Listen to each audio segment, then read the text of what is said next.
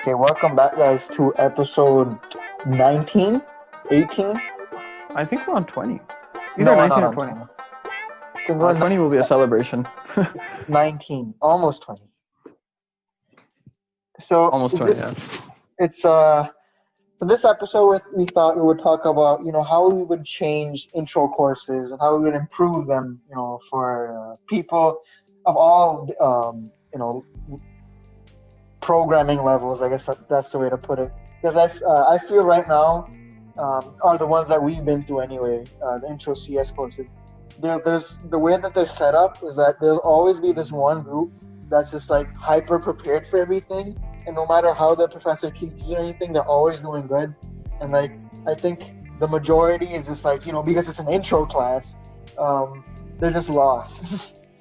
And the I think it best can get ones, kind of like discouraging as well, right? yeah. Like, you don't enjoy it as much when you see like, oh shoot, I'm like, I know nothing, and everybody or people around me are like, know as much as a professor. Not literally, but like, you get the point. Yeah. So I was, we thought of like techniques or like different things you could add to a course that would make it more equitable for everyone, I guess. Uh, and I feel like there, or what I've heard, are there's different types of people, and these different types of people learn differently. There are more visual learners, there are more auditory learners, there's more like tactile learners or whatever. So I feel like integrating like all these sensory aspects into a class. I know it's difficult, but if you like sort of integrate tact for everything for a um, tactile learner, like a visual learner, an auditory learner, it's like I think you would like really improve the overall like grade of that class because you're covering basically everyone and their like style of learning. Have you heard Yeah. have you heard of these like different types of like learners? Yeah, like it's very common to say like, like, okay, a lot of the schooling is like based off like, okay, read this textbook and take this quiz on it or something like that. And people are like, oh man, I'm a visual learner. I need to watch a video that explains it. Or I'm an auditory learner. I need to listen to the audiobook rather than read it, right? So yeah, everybody has their own way of sort of processing information and has their strengths and weaknesses and certain ways of doing that. So yeah, everybody has a unique way of at the end of the day, the point is to understand whatever you're doing, and however you do that best is how you should do it, and you should try to appeal to all different styles of learning. Yeah, and especially in like these college classes where they're like 100 odd people in a class, or not just 100, like 200, 300, 500 odd people in a classroom. Yeah. So it's like it's really important to give the students an option on how they want to approach the material you're teaching. And I think it's just first point, if we're going to start going into like points or the ideas that we had, I think the first idea should be please record all your lectures. Yeah. That is so helpful. Oh yeah. Oh gosh, yeah. Can't emphasize that enough. It's so helpful for you to just go, because like there's some stuff in your notes that you'll just definitely miss. And if you want to like, it's like the best review for like any exam is looking at the lectures again, because that's like basically what the professor is talking, and you can pick up stuff that you weren't paying attention at that time. Or I feel the second time you go over material is like the time when you get the most information from it. The first time you're just like really distracted.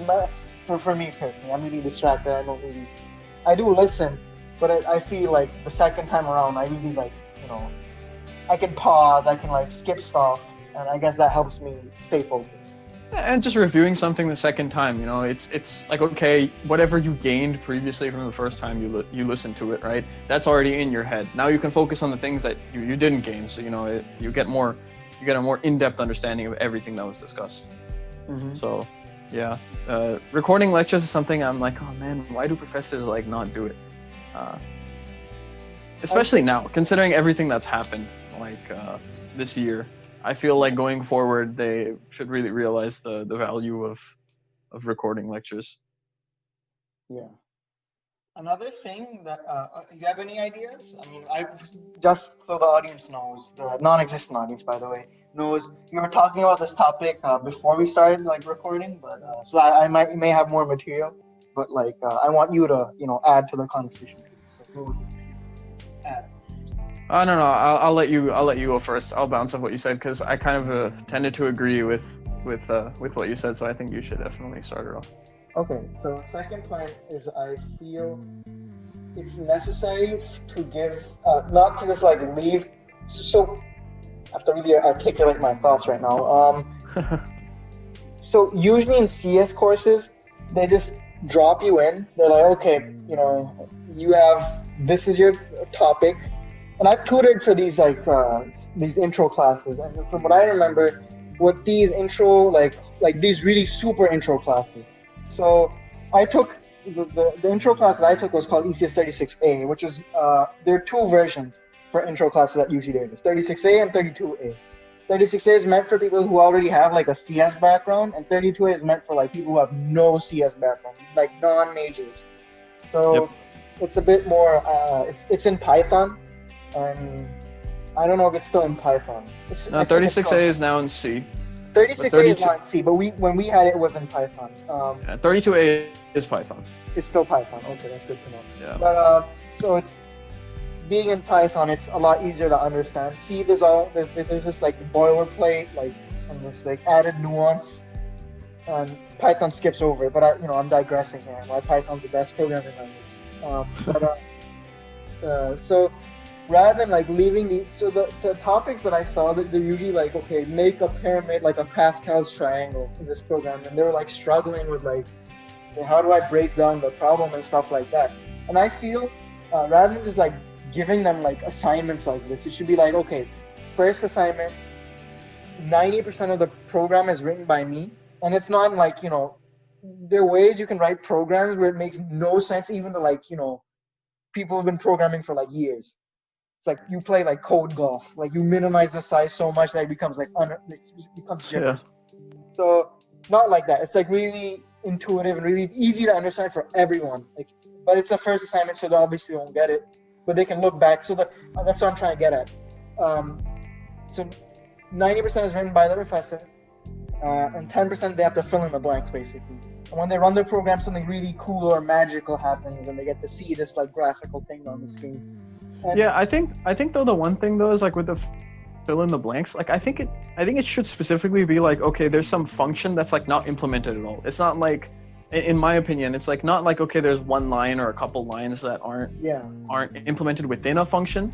I think it should be like, okay, there's like, I'm repeatedly calling this function or something from another function that the professor has already written. And you're like, okay, it gives kind of a small subtask that you need to solve, because a function is supposed to have like one goal, right? So like fill out like, and that kind of teaches you at least the basics. These people are learning like for loops and like the absolute fundamentals.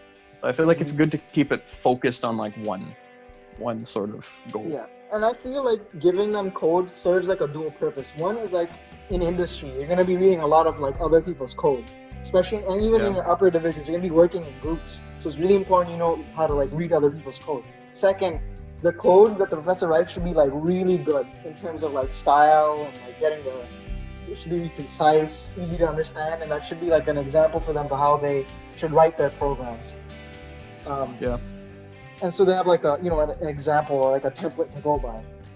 And so you keep reducing the amount the professor writes over the homework assignments, and by the end it's like 100% they have to do it from scratch. But they've gotten so used to like reading code, thinking about code, like breaking down problems, finding errors, things like that. It won't be that difficult as compared to just dropping them the first time intake.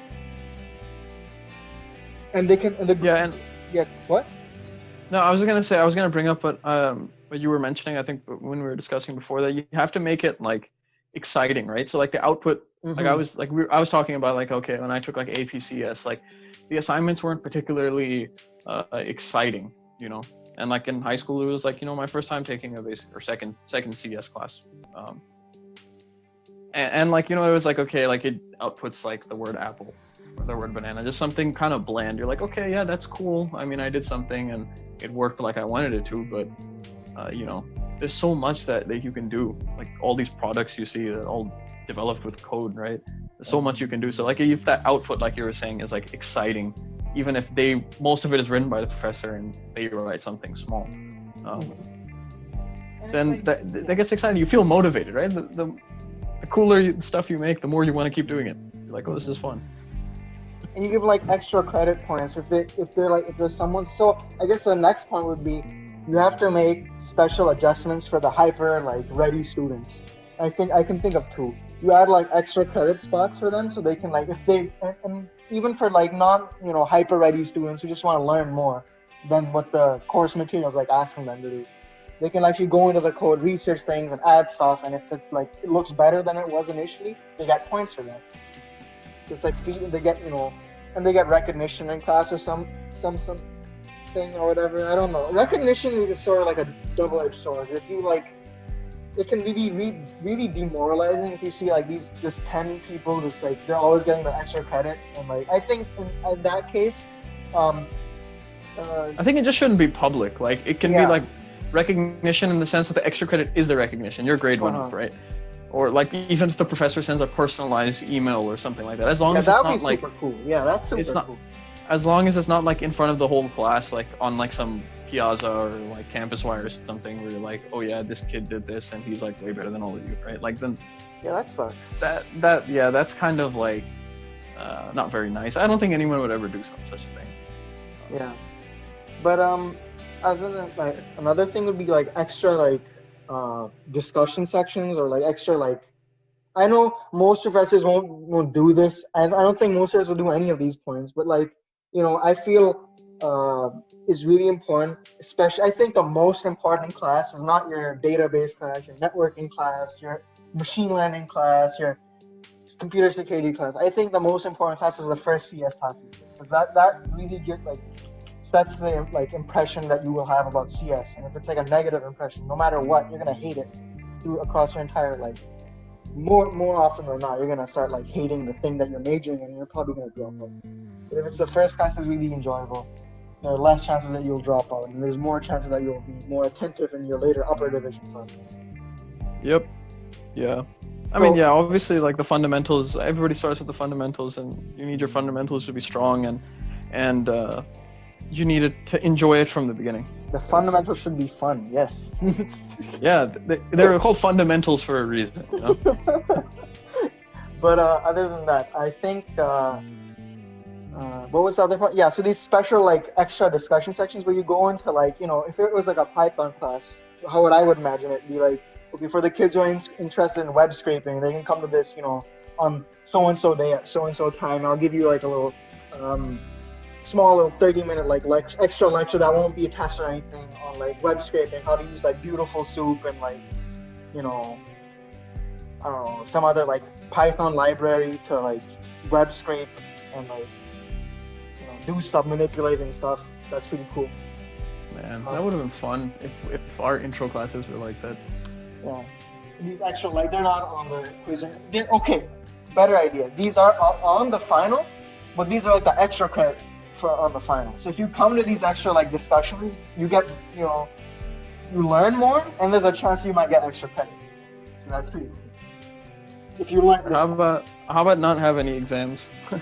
No, I think exams, especially initially I thought these paper exams were like stupid. They were completely like useless, but I feel it's really important because like when you're typing on a computer, you can make errors. You can keep making errors, and you can make so many errors that it's basically just throwing like balls into like those carnival games where you're just like throwing balls, and if it lands into like a fish bowl, you get that fish. You know what I'm talking about? Yeah. It's just you just keep throwing them blindly. You're not really learning anything. It's just you're just throwing them. Yeah, I guess the stress of it, you're still learning. You're still learning the fundamentals. It's not like you're experienced, I guess. Yeah, and you're forced to understand what you're doing. And I don't think programming questions are a different thing. I somewhat disagree with putting like really long, like 10.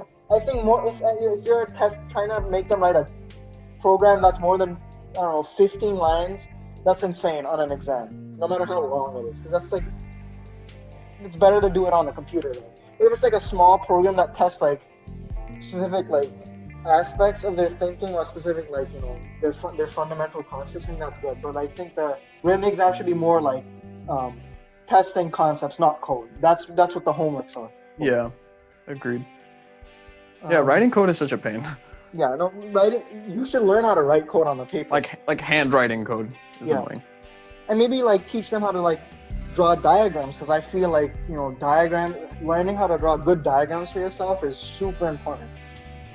Yeah, because like as like projects get like bigger and bigger, I mean, you gotta organize all that stuff. You can't just start doing something without planning, right?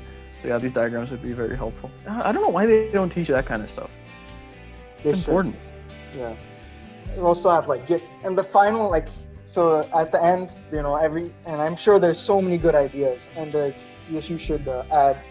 And I think another point would be continuously improving your class. Once you have your material done, don't just put it out and just put it on the side and leave it for the next 10 years and sit there and like get old and like, you know, I feel curriculum should keep up with the times. Core fundamentals don't change, but like these extra lectures or these topics I was talking about, they should keep up with the times. Yeah. And this should be, you know, fun and easy. The stress should be having fun in your first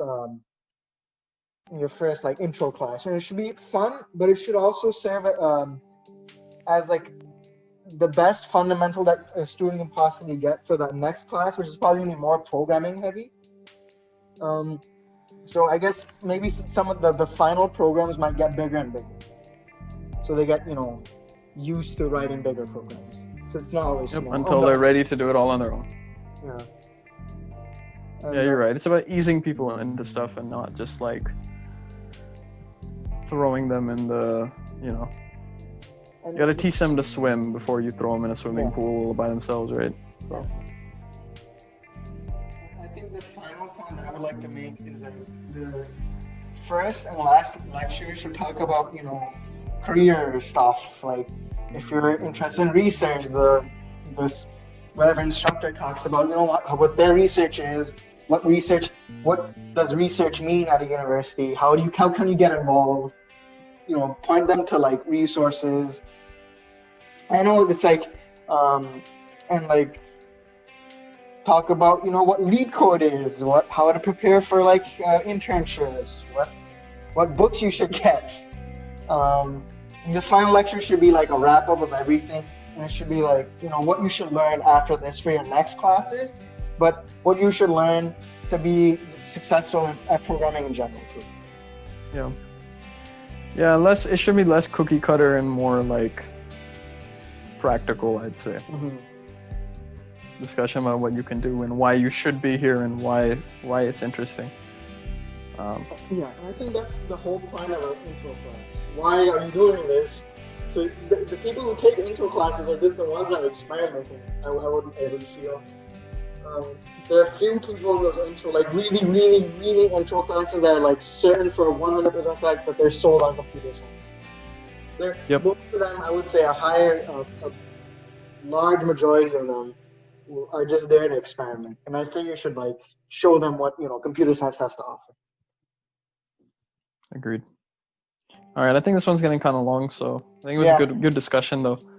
All theoretical stuff that probably will never happen, but it's still a cool thing to discuss. Yeah.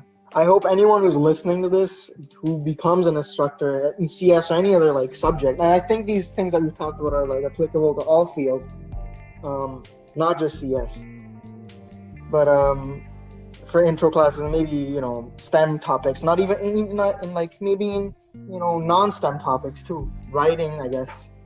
But you know, if anyone's listening to this and becomes an instructor, I do hope that you do, you know, have learned something from this podcast and you will use this in your class. And I hope you will improve on what we've said in this podcast. Yep. Because education is it is the most important thing a human being can have. And, it's a tool to solving most of the world's problems, you know. I think all of the world's problems. It's not just, you know, if you don't know anything, you're not going to fix anything. All right. Thanks for listening, everyone. Bye.